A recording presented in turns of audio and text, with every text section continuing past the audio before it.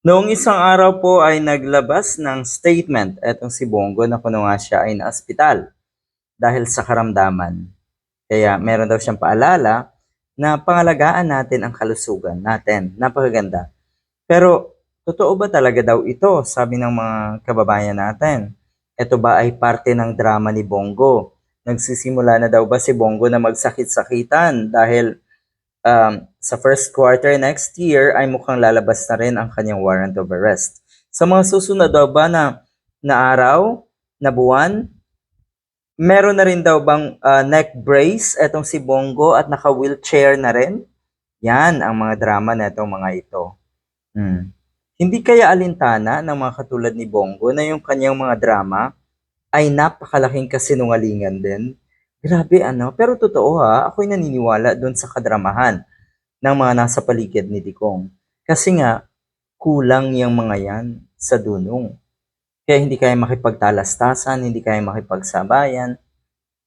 Sa mga nasa gobyerno, sa mga senator sa limbawa, na di hamak na magagaling. Kaya, ganito ang kanilang mga tirada, drama, paawa, at kung ano-anong eksena. Kengkoy, kakengko yan, at kung ano-ano pa. Pero eto kasabay daw nga na itong sakit-sakitan issue na ito ni Bongo, namataan itong si Bongo na umattend ng kasal ng isang celebrity. So ito daw ay patunay kung gaano kalala ang pagiging sinungaling netong si Bongo. Mr. CLTG Builders, mana daw kay Digong. Ay saan pa nga ba kasi magmamana itong mga ito? Tignan nyo naman kung gaano karami yung nabudol at tila ba ginaya ang kawalang hiyaan nung nasa Dahig. Marami tayong kilala rin sa paligid natin na ganyan. Ang lala. So, mana sa amo niya, ang drama na ospital daw. Tapos yun nga, nakita na umattend ng kasal. Kasama pa etong si Chavit Singson. Kung si Bongo ay nagkasakit man, pero kasi ang lala nung kanya ipinakita, ang daming mukhang napakaseryoso ng kanyang karamdaman.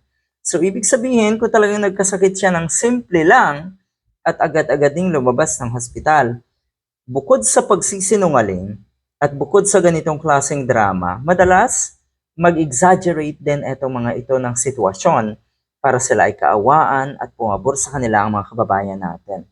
Ang lala.